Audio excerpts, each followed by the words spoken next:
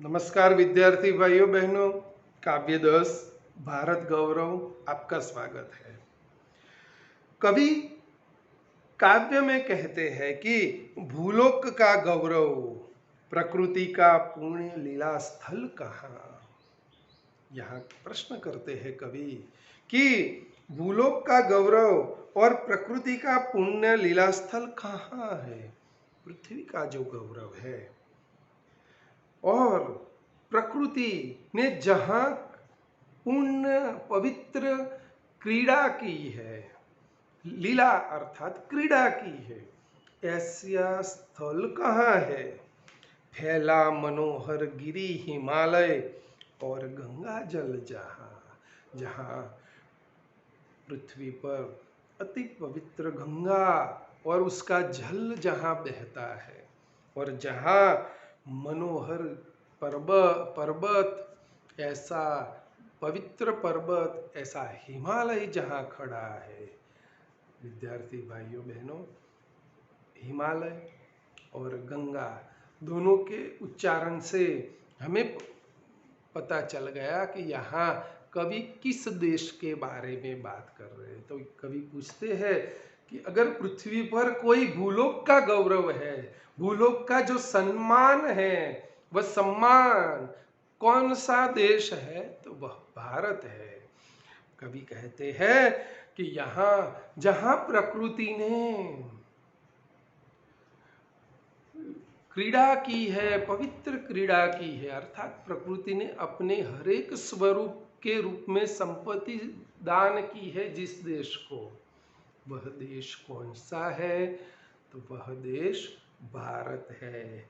कि जहाँ मनोहर मन को हर लेने वाला हिमालय खड़ा है और जहाँ गंगा अपना पवित्र जल बहाती है, ऐसा भारत देश है जो भूलोक का गौरव है। विद्यार्थी भाइयों बहनों, हिमालय और गंगा के बारे में भी हमारे यहाँ बहुत सारी कथाएं हैं कि राजा भगीरथ प्रयासों से गंगा पृथ्वी पर आई और मानव जात के पाप मुक्त किया। विद्यार्थी भाइयों बहनों, आज भी हम पाप मुक्त होने के लिए गंगा स्नान करने जाते हैं। हमारे पूर्वजों के, हमारे पितरों के अस्थि हम गंगा जल में बहाते हैं। आज भी हम जब हमारे यहाँ कोई मृत्यु को प्राप्त होने जा रहा हो तो उसके मुंह में हम गंगा जल की बूंदे डालते हैं ताकि उनको मुक्ति मिल सके। हमने बहुत सारी बात गंगा जल के विषय में भी हम जानते हैं कि वैज्ञानिक रूप से भी गंगा का जल इतना पवित्र और कई रोगों को मारने वाला है। वह शरीर में जाता है तो एक विशेष प्रकार का असर करता है शरीर में। गंगा जल अगर मरते समय कोई भी मानव को पिलाया जाता है तो उसमें शरीर जो बिगड़ता है वह जल्दी बिगड़ता नहीं है। तो कहने का तात्पर्य है कि ऐसा महान पवित्र नदी गंगा जहाँ बहती है और हिमालय जहाँ है, जहाँ कहा जाता है, मुझे याद है मैं पढ़ रहा था उस समय, मैंने चीन के एक यात्री के विषय में पढ़ा था कि चीन का एक यात्री भारत में आया था यात्रा के लिए। उसका नाम था यू एन सांग। जो यात्री था वह अपनी नौद पोथी में अंतिम शब्द लिखा था उसने जब वापस जा रहा था, चीन अपने देश जा रहा था वापस, और उसने लिखा था कि भारत देश का संचालन कैसे होता है मैं नहीं जानता। मैं इतना पूरा भारत का भ्रमण किया, मैंने देखा कि कौन संचालन कर रहा है। इतना विशाल देश है, इसका संचालन कहाँ से, केंद्र कहाँ है संचालन का। फिर उसने कहा था कि शायद हिमालय में रहे हुए सिद्ध योगियों की तपश्चर्या से भारत का संचालन भारत इतना समृद्ध है। तो विद्यार्थी, यह एक विदेशी प्रवासी के शब्द थे। तो यहाँ ऐसा हिमालय है जहाँ सिद्ध योगियों जीवन दर्शन के लिए तपश्चर्या करते रहते हैं कि किस तरह से मनुष्य और अच्छा जीवन प्राप्त करे और अच्छी जीवन दृष्टि रखे। इसके लिए जहाँ सतत सतत चिंतन हो, ऐसी जगह भी पवित्र होती है। तो ऐसा पवित्र मनोहर हिमालय खड़ा है, स्थिर खड़ा है, ये भारत है। संपूर्ण देशों से अधिक किस देश का उत्कर्ष है? उसका की जो ऋषि भूमि है वह कौन? भारतवर्ष है। यहाँ विद्यार्थी भाइयों बहनों, कवि कहते हैं संपूर्ण देशों से अधिक किस देश का उत्कर्ष है? कहा जाता है एक समय भारत में घी दूध की नदियां बहती थी। अर्थात ये जुमला या ये बात क्यों कही जाती है, कहावत कि घी दूध की नदियां बहती थी? ये मुहावरा क्यों उपयोग में लिया जाता है? अर्थात अत्यंत समृद्धि का होना। भारत अत्यंत समृद्ध देश था। अभी अभी पद्मनाभन मंदिर में थोड़े वर्ष पूर्व में आपने भी पढ़ा होगा, मैंने भी पढ़ा था वर्तमान पत्र में, इतने आतताई भारत पर आए, भारत की समृद्धि को लूटकर अपने देश ले गए, किंतु पद्मनाभन मंदिर में करीब 5 लाख करोड़ का खजाना निकला। समृद्ध भारत था।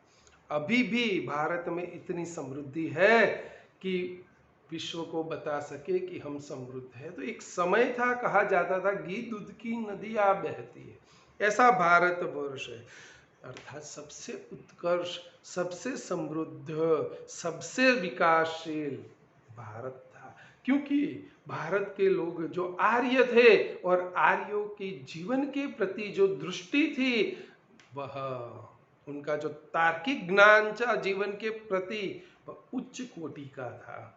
इसलिए यहाँ कहते हैं सबसे विकासशील, सबसे उत्कर्ष, सबसे दूसरे देशों से सबसे श्रेष्ठ कौन है? तो भारत है। यहाँ कवि ने भारत को ऋषि भूमि भी कहा है। विद्यार्थी भाइयों बहनों, अगर हम पौराणिक ग्रंथों का अध्ययन करें और उसमें हमने अगर हम ध्यान रखें तो बहुत सारे ऐसे ऋषियों के बारे में बात आती है। जैसे श्री कृष्ण कहाँ पढ़ते थे? सांदीपनी ऋषि के आश्रम में।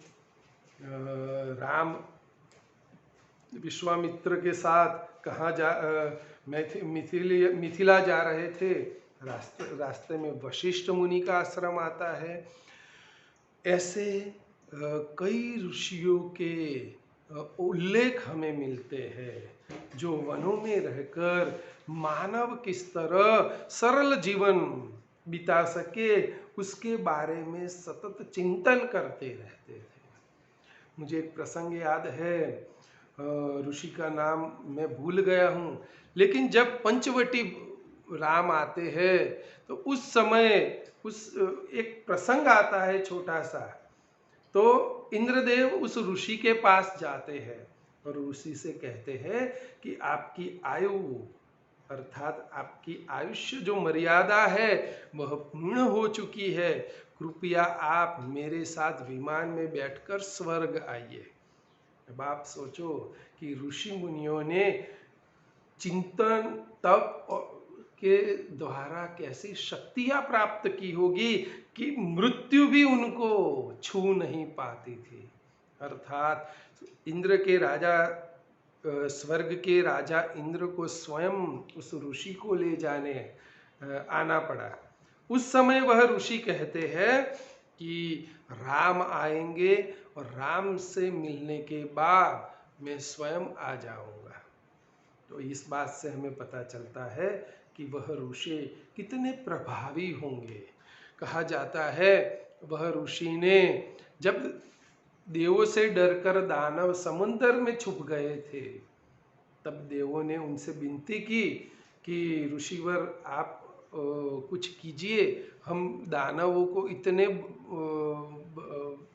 बड़े विस्तार में महासागर है तो हम कैसे ढूंढे दानवों को।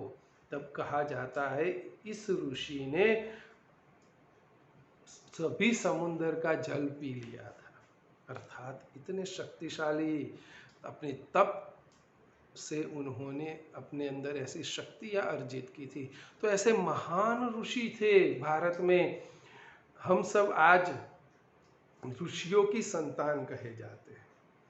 अगर आप घर पर जाकर अपने पिता से या अपने दादा से पूछे, दादा दादी से, पिता माता से पूछे कि हमारा गोत्र क्या है, अगर आप जवाब प्राप्त करेंगे उनसे तो पता चलेगा कि ये किसी ऋषि के नाम से होगा। आप सभी का गोत्र, सभी जातियां है, कोई भी सभी जाति वाले लोग हिंदू धर्म के अंदर उनका गोत्र ऋषि से होगा।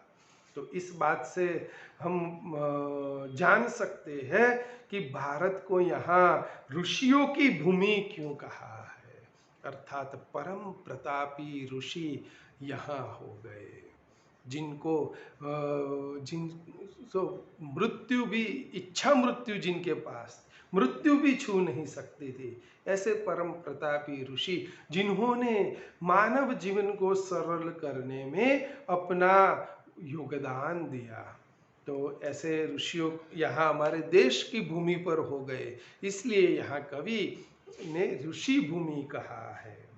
हाँ, वृद्ध भारत वर्ष ही संसार का सिरमौर है, ऐसा पुरातन देश कोई विश्व में क्या और है। चर्चा हमने की थी कि पहला अवतार जब विष्णु ने लिया, मत्स्य अवतार, वो कितने पुराने समय की बात है। अगर जो कृष्ण अवतार उन्होंने ईस्वीसन पूर्व 5000 वर्ष पहले लिया हो तो वो मत्स्य अवतार की बात तो बहुत पहले की है।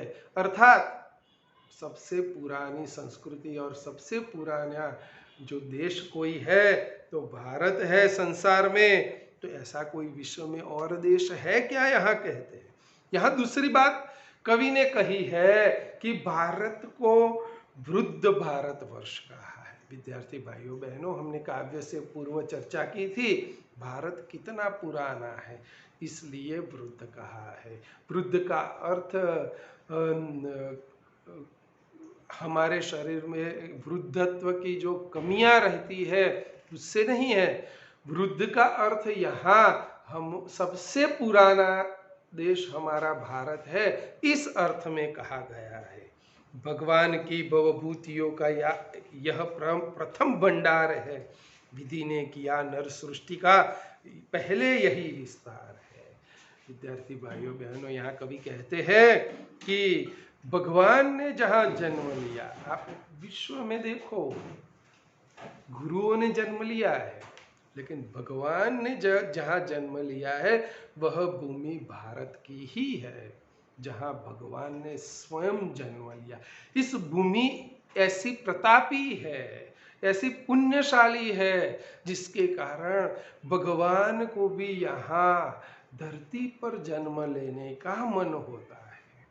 तो यहाँ ऐसी पुण्य भूमि भारत है, प्रसिद्ध है, जिसके निवासी आर्य है। विद्या कला कौशल सबके जो प्रथम आचार्य है। महाभारत काल में बात आती है, जब पांडवों को अलग राज्य दिया जाता है, खांडव वन, और खांडव वन जाकर जब पांडव देखते हैं तो एक जला हुआ वीरान वन था जहां कुछ नहीं था। युधिष्ठिर कहते हैं कृष्ण से कि ऐसी जगह उज्जड़ भूमि देकर कौरवों ने हमसे भेदभाव किया है, लेकिन कृष्ण कहते हैं कि चिंता न करो। और वहां अथाग मनुष्य का परिश्रम का एक उदाहरण दिया गया है, इंद्रप्रस्थ की स्थापना, अर्थात स्वर्ग जैसा राज्य यहाँ इंद्रप्रस्थ बना। और कहा जाता है उसकी शोभा अनूठी थी। तो भारत में यहाँ कला, कौशल्य, विद्या, हमने 4 वेदों की बात की। अगर हम कला की बात की जाए तो हमारे यहाँ ऐसे संगीतज्ञ हुए जो राग से ऋतुओं को भी बदल सकते थे, अर्थात मेघमल्हार गाकर बारिश कर सकते थे। राग से ऐसे कला पूर्ण, अगर हम भारत में कई जगह आप घूमो, कई ऐसी जगह है जहाँ शिल्प कला, स्थापत्य कला, शिल्प कला, चित्रकला के उत्तम नमूने आपको मिलेंगे। तो कहने का अर्थ है कि यहाँ विद्या, कला, कौशल जो प्रथम आचार्य थे, निष्णात थे उस बात में। संतान उनकी आज यद्यपि हम अधोगति में पड़े, पर चिन्ह उसकी उच्चता के आज भी कुछ है खड़े। यहाँ कवि दुख के साथ कहते हैं उस भव्य सभ्यता की। जब हम बात करते हैं उस भव्य सभ्यता के विपरीत आज हम अधोगति में, विकास की जगह अधोगति में जा रहे हैं। लेकिन आज भी उस भव्यता के चिन्ह आप ढूंढोगे तो मिलेंगे। वे आर्य ही थे जो कभी अपने लिए जीते न थे, वे स्वार्थरत हो मोह की मदिरा कभी पीते न थे। संसार के उपकार हित जब जन्म लेते थे सभी, निश्चेष्ट होकर किस तरह वे बैठ सकते थे कभी। यहाँ उन्होंने आर्यों की बात, काव्य के शुरू में हमने आर्य के विषय में आपको संपूर्ण बात बताने का प्रयास मैंने किया था। यहाँ कवि कहते हैं कि ये आर्य थे जो कभी अपने लिए नहीं जीते थे। आप देखो, राम का जीवन देखो, कृष्ण का जीवन देखो, हमेशा वह परमार्थ के लिए ही कार्य करते रहे, संस्कृति के लिए ही कार्य करते रहे। क्या राम नहीं कह सकते थे कैकेयी से कि आप बैठिए, मैं राजा बना हूं, वो बराबर है? नहीं, उनको पता था। कैकेयी को क्या राम पसंद नहीं थे? उनको भरत ज्यादा पसंद थे? ऐसा नहीं था, बात अलग थी। हम मूल्यांकन करते हैं जब हमारे शास्त्रों का, तो थोड़ी उसके बारे में चिंतन भी करें। कैकेयी को राम राजा बनना ही ध्येय नहीं था। कैकेयी चाहती थी कि राम को पूरा संसार जाने। राम में इतनी शक्तियां है कि वह उसका लाभ पूरे संसार को मिले। और उसने राम को बड़ा कार्य दिया, वनवास दिया और राम ने उस तक का लाभ लिया।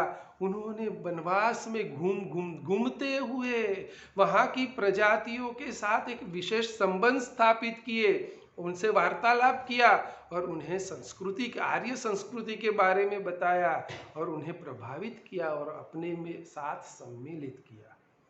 तो राम ने महान कार्य किया था। जाकर सिर्फ रावण को मारा यह बात नहीं थी, रावण राक्षसी वृत्ति को भी वहां विभीषण राज स्थापित करके उन्होंने आर्य संस्कृति का फैलाव किया था। तो यहाँ वे स्वार्थ में रत होकर जीने वाले लोग नहीं थे आर्य हमेशा परमार्थ के लिए जीने वाले थे। संसार के उपकार हित वह जन्म लेते। उनका जन्म का उद्देश्य आर्य संस्कृति में यह था कि वह संसार के लिए ही जिए, वह निष्क्रिय होकर बैठे रहने वालों में नहीं थे।